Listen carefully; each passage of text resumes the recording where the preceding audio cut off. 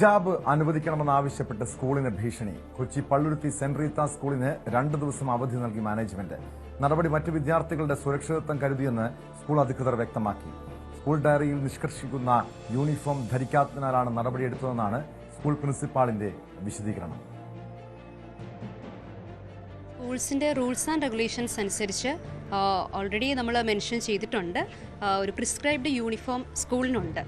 അത് മാനേജ്മെൻറ്റിൻ്റെ കീഴിൽ വരുന്നത് കൊണ്ട് മാനേജ്മെൻറ്റ് ഡിസിഷനുണ്ട് അത് ഈ ഒരു യൂണിഫോമിറ്റി കീപ്പ് ചെയ്യുക എന്നുള്ളത്.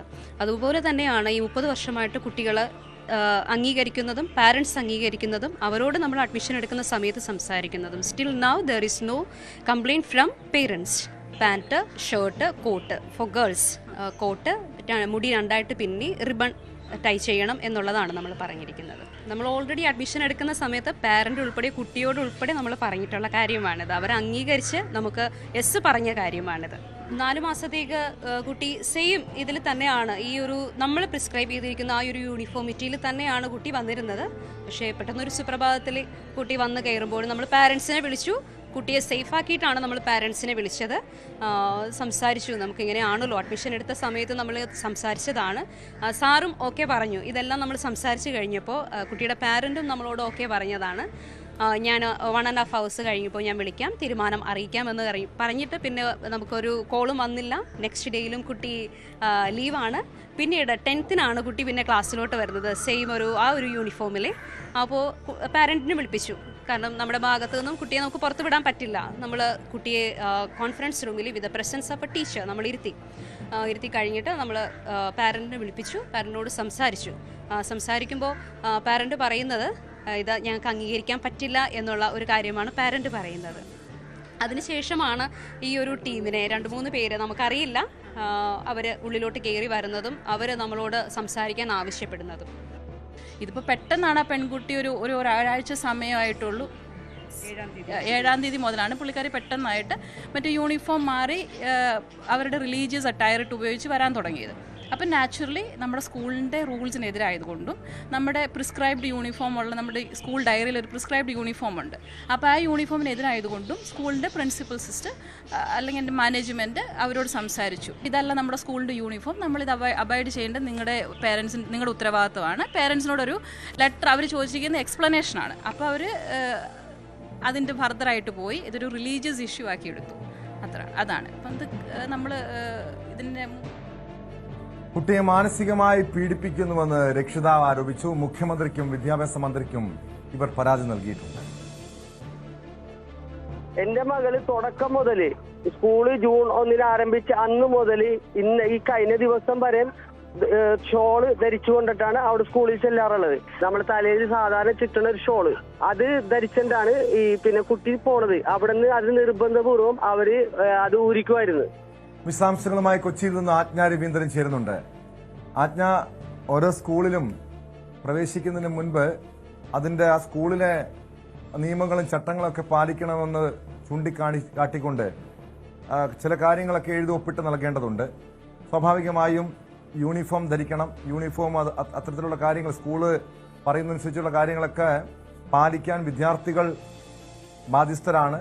ഇക്കാര്യത്തിൽ രക്ഷിതാക്കൾക്കും അറിവുള്ള കാര്യമാണ്. പക്ഷെ ഇവിടെ ഈ ഹിജാബ് ധരിക്കണമെന്ന് ആവശ്യപ്പെട്ടുകൊണ്ട് ഇവർ ഈ രീതിയിലൊരു പ്രശ്നം സൃഷ്ടിക്കുന്നുവെന്നാണ് മനസ്സിലാക്കാൻ കഴിഞ്ഞത്. ഇപ്പോൾ സ്കൂള് 2 ദിവസത്തേക്ക് അടച്ചിട്ട സാഹചര്യം കൂടി. യഥാർത്ഥത്തിൽ എന്താണ് ഈ വിവാദത്തിന് പിന്നിൽ?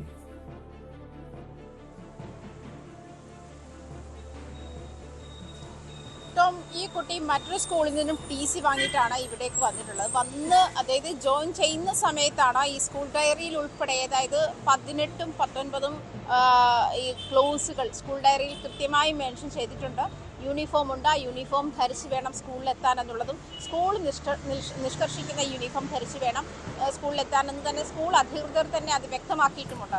പക്ഷേ ഈ കുട്ടിയുടെ പാരൻസ് പറയുന്നത് മറ്റൊരു ഡയറിയിൽ, അതായത് മറ്റു കുട്ടികൾക്ക് ലഭിച്ചിരിക്കുന്ന ഡയറിയിൽ അങ്ങനെ ഇല്ല, അതായത് ആ പേജ് ബ്ലാങ്ക് ആണ്, ഈ കുട്ടിക്ക് കിട്ടിയ ഇതിൽ മാത്രമാണ് അങ്ങനെ ഉള്ളത് എന്ന് പറയുന്നത്. പക്ഷെ അതൊരു പ്രിൻസിപ്പാളാക്കാൻ ഒരു സംശയം അത് നമ്മുടെ ലൈവിൽ തന്നെ അദ്ദേഹം നേരിട്ട് പറഞ്ഞതാണ്. അപ്പോൾ അവർ പറഞ്ഞു അതിന് മറുപടി എന്തെങ്കിലും പ്രിന്റിംഗ് മിസ്റ്റേക്ക് ആയിരിക്കാമോ, ചിലപ്പോൾ അങ്ങനെ ഒരു ഗ്രൂപ്പ് ഓഫ് ഇതിൽ അച്ചടിയിൽ അങ്ങനെ സംഭവിക്കാറുണ്ടല്ലോ, അങ്ങനെ സംഭവിച്ചതായിരിക്കാമെന്ന് അവർ പറയുന്നുണ്ട്. പക്ഷേ സ്കൂളിന് കൃത്യമായ ഒരു ബൈലോ ഉണ്ട്, കൃത്യമായ ഒരു യൂണിഫോം ഉണ്ട്. ആ യൂണിഫോം പ്രിൻസിപ്പാൾ തന്നെ പറഞ്ഞത് നമ്മൾ കേട്ടതാണ്. കോട്ടും ഷർട്ടും പാൻറ്റുമാണ് പെൺകുട്ടികൾക്ക്. അതുപോലെ മുടി ഉണ്ടെങ്കിൽ മുടി കെട്ടുകയാണെങ്കിൽ അത് മെടഞ്ഞ് അല്ലെങ്കിൽ 2 വശത്തേക്കും കെട്ടി റിബൺ വെച്ച് കെട്ടണം. അത് സ്കൂളിൻ്റെ സ്റ്റൈലാണ്. ഈ റിബൺ വെച്ച് മുടിയുടെ കാര്യത്തിലാണ് ഈ പെൺകുട്ടിക്ക് അത് പാലിക്കാതിരിക്കാൻ കഴിയുന്നത്. കാരണം ഹിജാബ് ധരിക്കും, ഇത് തല മറയുകയും മുടി മറയുകയും ഒക്കെ ചെയ്യും. അത് എന്ന് പറയുന്നത് പ്രത്യേകിച്ചും ഒരു ഇങ്ങനെയുള്ള സ്ഥലങ്ങളിൽ, പ്രത്യേകിച്ചും വിദ്യാഭ്യാസ സ്ഥാപനങ്ങളിൽ ഇങ്ങനെ ഒരു യൂണിഫോമിറ്റി കൊണ്ടുവരുന്നത് തന്നെ മറ്റു കുട്ടികളിൽ നിന്ന് എല്ലാവരും ഈക്വൽ എന്നുള്ള ഒരു കോൺസെപ്റ്റ് തന്നെയാണ്. ആ കോൺസെപ്റ്റ് നടപ്പിലാക്കാൻ തന്നെയാണ് സ്കൂൾ മാനേജ്മെൻറ്റ് ശ്രമിച്ചിട്ടുള്ളതും അങ്ങനെയാണ്. സ്കൂൾ മാനേജ്മെൻറ്റ് എന്ന് പറയുന്നത് ഏത് മതത്തിൻ്റെയും ആയിക്കോട്ടെ, ഏത് ക്രിസ്ത്യൻ മാനേജ്മെൻറ്റോ അല്ലെങ്കിൽ മുസ്ലിം മാനേജ്മെൻറ്റോ ഹൈന്ദവ സഭകൾ നടത്തുന്ന സ്കൂളുകളോ ഒക്കെ ആയിക്കോട്ടെ, ആ സ്കൂളിനൊരു ബൈലോ ഉണ്ടെങ്കിൽ അത് പാലിക്കാൻ വിദ്യാർത്ഥികളും അവരുടെ പാരൻസും നിർബന്ധിതരാകണം. അത് അങ്ങനെ തന്നെയാണ്. അത് അവോയ്ഡ് ചെയ്യുക എന്നുള്ളത് തന്നെയാണ് കോടതിയുടെ നിർദ്ദേശം. 2018 ഹൈക്കോടതിയുടെ ഉത്തരവനുസരിച്ചിട്ട് സ്കൂളിന് ആ ബൈലോ തീരുമാനിക്കാം. സ്കൂളിനകത്ത് എങ്ങനെയൊക്കെ കുട്ടികൾക്ക് ആയിരിക്കണം, എന്തൊക്കെ പാലിക്കണം, എന്തൊക്കെ സ്കൂളിനായിട്ട് ഒരു നിയമം ഉണ്ടാക്കാൻ പോലും മാനേജ്മെൻറ്റിന് അതിനുള്ള റൈറ്റ് ഉണ്ട് എന്ന് തന്നെയാണ് ഹൈക്കോടതി. അല്ലാതെ ആ സ്കൂളിൻ്റെ അറ്റ്മോസ്ഫിയറുമായി യോജിച്ചു പോകാത്ത ഒരാളാണെങ്കിൽ അവർക്ക് TC വാങ്ങി തങ്ങളുടെ താല്പര്യങ്ങൾ സംരക്ഷിക്കുന്ന, അല്ലെങ്കിൽ തങ്ങളുടെ താല്പര്യങ്ങൾക്കനുസരിച്ച് പ്രവർത്തിക്കുന്ന മറ്റൊരിടത്തേക്ക് പോകാമെന്നും അതിൽ ക്ലോസ് ആയിട്ട് കോടതി പറഞ്ഞിട്ടുണ്ട്. ഇത് ഈ ഹൈക്കോടതി നിയമത്തിൻ്റെ വയലേഷനാണ്. ശരിക്കും കൃത്യമായി പറഞ്ഞാൽ അങ്ങനെ തന്നെയാണ്. പ്രത്യേകിച്ചും ഈ കുട്ടിയും അഡ്മിഷൻ എടുത്ത ശേഷം കുറച്ചു കാലത്തേക്ക് ഈ കുട്ടിക്ക് ഈ ഹിജാബ് ധരിച്ചു വരുന്ന പ്രശ്നമൊന്നും ഉണ്ടായിരുന്നില്ല. പക്ഷെ പിന്നീട് അത് പെട്ടെന്ന് 8ാം ക്ലാസ്സിൽ പഠിക്കുന്ന ഒരു കുട്ടിയാണ്. അതിലേക്ക് ഈ പറയുന്നത് പോലെ മതം ഇമ്പോസ് ചെയ്ത് വെക്കുന്ന ഒരു സാഹചര്യമാണെങ്കിൽ തന്നെ അത്തരം സാഹചര്യങ്ങളെ തന്നെ മുളയിലെ നുള്ളണമെന്ന് വേണം, അങ്ങനത്തെ മെസ്സേജ് വേണം സ്കൂൾ കൊടുക്കാൻ. അത് തന്നെയാണ് സ്കൂൾ ഇവിടെ ചെയ്തിട്ടുള്ളതെന്ന് വേണം മനസ്സിലാക്കാൻ. പ്രത്യേകിച്ചും ആ കുട്ടി പറയുന്നതനുസരിച്ച് അധ്യാപകർ എന്നോട് മോശമായി പെരുമാറി, അഹങ്കാരി എന്ന് വിളിച്ചു, ഡാൻസിനും പാട്ടിനും ഒക്കെ ചേരാത്തതിനൊക്കെ, അത് അത്തരം പരാതികൾ ഓക്കെ. പക്ഷേ ഇവരെ സംബന്ധിച്ചിട്ട് അവരുടെ പേരൻസ് ഉന്നയിക്കുന്ന പരാതി എന്ന് പറഞ്ഞാൽ പാരൻസിന്റെ സൈഡിൽ 2 പേരോട് ഞാൻ സംസാരിച്ചത്, 2 പേരും ഹിജാബ് ധരിച്ചത് ഞങ്ങളുടെ മൗലിക അവകാശമല്ലേ എന്ന് ചോദിക്കുന്നുണ്ട്. മൗലിക അവകാശമാണ്, മതം ഒരാളുടെ മൗലിക അവകാശമാണ്. പക്ഷേ അതൊരു ഗ്രൂപ്പ് ഓഫ് ആളുകളെ ബാധിക്കാതിരിക്കാൻ, അതല്ലെങ്കിൽ തൊട്ടടുത്ത് നിൽക്കുന്ന ഒരാളെ നിങ്ങളുടെ വിശ്വാസവും നിങ്ങളുടെ മതവും ബാധിക്കാതിരിക്കാൻ നിർബന്ധമായും ശ്രദ്ധിക്കണമെന്ന് കൂടി നമ്മുടെ നിയമം അനുശാസിക്കുന്നുണ്ട്. അത് പലപ്പോഴും പലയിടത്തും നടപ്പിലാക്കുന്നില്ല എന്നുള്ളതിന് ഉത്തമ തെളിവാണ് ഇതൊക്കെ. കാരണം ഈ സ്കൂളിലെ പാരന്റും കുട്ടിയും തമ്മിലുള്ള ഇഷ്യൂ സോർട്ട് ഔട്ട് ചെയ്യാൻ കുറച്ച് ഈ മതവിഭാഗത്തിൽപ്പെട്ട ഒരു കൂട്ടം ആളുകൾ സ്കൂളിലെത്തുകയും അവിടുത്തെ ഒരു ഡെക്കോറും ഇല്ലാതാക്കുകയും ചെയ്യുന്ന ഒരു സാഹചര്യത്തിലേക്ക് പോകുന്നു. പിന്നീട് സ്കൂൾ 2 ദിവസം അവധിക്ക് നിർദ്ദേശിച്ചു. അങ്ങനെ ഒരു ഭീഷണി ഇപ്പോഴും നിലനിൽക്കുന്നുണ്ടോ? 2 ദിവസത്തേക്ക് സ്കൂളിന് അവധി നൽകിയിട്ടുണ്ട്. ഇതെന്തായാലും ഈ വാർത്തകൾ പുറത്തു വന്നതിന് പിന്നാലെ ഒരുപക്ഷെ ഈ സ്കൂളിന്റെ കാര്യത്തിൽ, അല്ലെങ്കിൽ സ്കൂളിന് സംരക്ഷണം നൽകേണ്ട ഉത്തരവാദിത്തമൊക്കെ പോലീസിനും മറ്റുമുണ്ട്. പക്ഷെ ഇവിടെ ഈ കുട്ടിയെ മാനസികമായി പീഡിപ്പിക്കുന്നുവെന്ന് ചൂണ്ടിക്കാട്ടി രക്ഷിതാവ് മുഖ്യമന്ത്രിക്കും വിദ്യാഭ്യാസ മന്ത്രിക്കും പരാതി നൽകിയ സാഹചര്യം കൂടി നിലനിൽക്കുമ്പോൾ സ്വാഭാവികം നമുക്കറിയാം, ഈ പ്രായപൂർത്തിയാകാത്ത കുട്ടികൾ ഈ രീതിയിലുള്ളൊരു പരാതി നൽകുമ്പോൾ അതേക്കുറിച്ച് അന്വേഷണം ഉണ്ടാകും. അതിന്റെ സത്യാവസ്ഥ പോലും പരിശോധിക്കാതെ ചില ഘട്ടങ്ങളിൽ നിയമ നടപടികളൊക്കെ സ്വീകരിക്കേണ്ട അവസ്ഥയ്ക്ക് ഉണ്ടായിട്ടുള്ളതാണ്. ഇവിടെ ഇപ്പോഴും ഈ സ്കൂളിനെതിരെ ഭീഷണി നിലനിൽക്കുന്നുണ്ടോ ഈ രക്ഷിതാക്കളുടെ ഭാഗത്തുനിന്ന്, രക്ഷിതാവിന്റെ ഭാഗത്തുനിന്ന്, അതല്ലെങ്കിൽ മറ്റേതെങ്കിലും സംഘടനകളാണോ ഇപ്പോഴത്തെ ഈ വിവാദങ്ങൾക്കും ഭീഷണിക്കും ഒക്കെ പിന്നിൽ? ആജ്ഞ, ടോം സൂചിപ്പിച്ചതുപോലെ തന്നെ ആകാനുള്ള സാധ്യതയേറാണ്. പ്രത്യേകിച്ചും നമ്മൾ അവരോട് നമ്മുടെ ലൈവ് കഴിഞ്ഞ ശേഷം ആ പാരൻസ് സ്കൂളിൽ വന്നിരുന്നു. അവരോട് സംസാരിച്ചപ്പോൾ അവർക്ക് ഹൈക്കോടതി വിധിയെപ്പറ്റി കൃത്യമായ ഒരു ധാരണയുമില്ല. ശരിക്കും ഇത് ഈ കുട്ടി ഹിജാബ് ധരിക്കണമെന്ന് പറയുന്ന ആ ഒരു വാശി, അങ്ങനെ വേണം പറയാൻ, വാശിയിൽ ഇങ്ങനെ ഉറച്ചു നിൽക്കുന്ന ഒരു സാഹചര്യമാണ്. എന്തുകൊണ്ട് എൻ്റെ കുട്ടിയെ കൊണ്ട് അത് ചെയ്യിക്കുന്നില്ല, പക്ഷേ അങ്ങനെ ഒരു നിയമമില്ലല്ലോ സർ എന്ന് അയാളോട് പറയുമ്പോൾ പുള്ളി അത് നമുക്കറിയില്ലായിരുന്നു കേട്ടോ എന്ന് പുള്ളി തിരിച്ച് നമ്മളോട് പറയുന്ന ഒരു സാഹചര്യം ഉണ്ടായത്. കാരണം പ്രത്യേകിച്ച് നമ്മുടെ ലൈവിൽ പോലും അദ്ദേഹം വീണ്ടും ഈ ടോം സൂചിപ്പിച്ച പോലെ കുട്ടിയെ മാനസികമായി പീഡിപ്പിച്ചു, മാനസികമായി അധ്യാപകർ ഉപദ്രവിക്കുന്നു. കുട്ടി തന്നെ പറയുന്നുണ്ട് ഡാൻസിനും പാട്ടിനും ചേരാത്തതിന് എന്നെ അഹങ്കാരി എന്ന് വിളിച്ചു, ഞാൻ അഹങ്കാരിയാണ്, എൻ്റെ ഗ്രൂപ്പ് ഓഫ് സ്റ്റുഡൻസിന്റെ മുന്നിൽ വെച്ചിട്ട് എന്നെ അപമാനിക്കുന്നു, അങ്ങനത്തെ കാര്യം കുട്ടി തന്നെ നമ്മളോട് പറയുന്നുണ്ട്. പക്ഷെ അങ്ങനത്തെ അത് വേറൊരു പരാതിയാണ് കേട്ടോ. അത് ഈ ഹിജാബും മായി ബന്ധപ്പെടുത്തി അതിനെ ഇത് ചെയ്യുമ്പോൾ ഹിജാബ് ഇട്ടതിന് ടീച്ചർമാരുടെ റെസ്പോൺസ് ഇങ്ങനെ ആയിരുന്നു എന്നുള്ളതാണോ, അതോ കുട്ടിയെ മറ്റൊരു തരത്തിൽ മാനസിക പീഡനങ്ങൾ കുട്ടിക്ക് ഏൽക്കേണ്ടി ഉണ്ടോ എന്നുള്ള കാര്യം അതോറിറ്റീസ് പരിശോധിക്കേണ്ടി വരുമെന്ന് തോന്നുന്നു. അത് അതോറിറ്റികൾ തന്നെ പരിഹരിക്കേണ്ട ഒരു പ്രശ്നവുമാണ്. അങ്ങനെ കുട്ടി ടോം പറഞ്ഞതുപോലെ മൈനറായ ഒരു കുട്ടിയുടെ മാനസികാവസ്ഥ, പ്രത്യേകിച്ചും എഡ്യൂക്കേഷൻ കാലഘട്ടത്തിൽ കുട്ടികളുടെ ഈ പറയുന്ന മാനസികാവസ്ഥയും മാനസിക നിലയും മാനസികാരോഗ്യവും ഒക്കെ ഡെവലപ്പ് ചെയ്തു വരുന്നതിൽ വലിയ റോളുണ്ട്. ആ റോളിൽ ഒന്ന് മാത്രമാണ് ഇക്വാലിറ്റി എന്ന് പറയുന്ന ഒരു സാഹചര്യം എന്ന് പറയുന്നത്.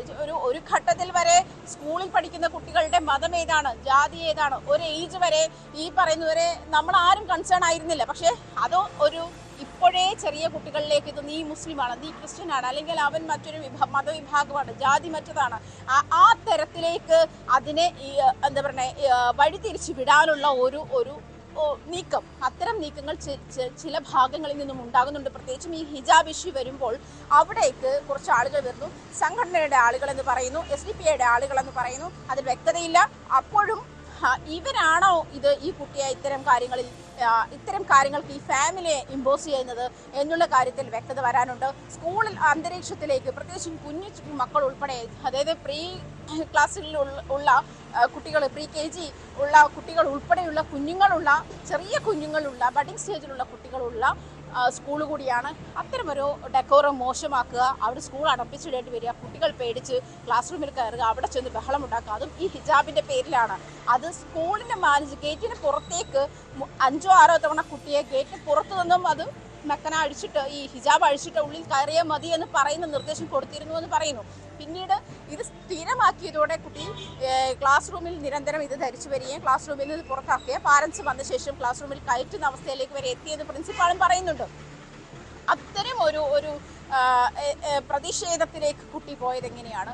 ഇതിന് കുട്ടിക്ക് അത് ഈ ഒരു 8ാം ക്ലാസ്സിൽ പഠിക്കുന്ന ഒരു ചെറിയ കുട്ടിയുടെ മാത്രം പ്രതിഷേധമാണോ അല്ല എന്നുള്ള കാര്യമാണല്ലോ വ്യക്തമാകുന്നത്.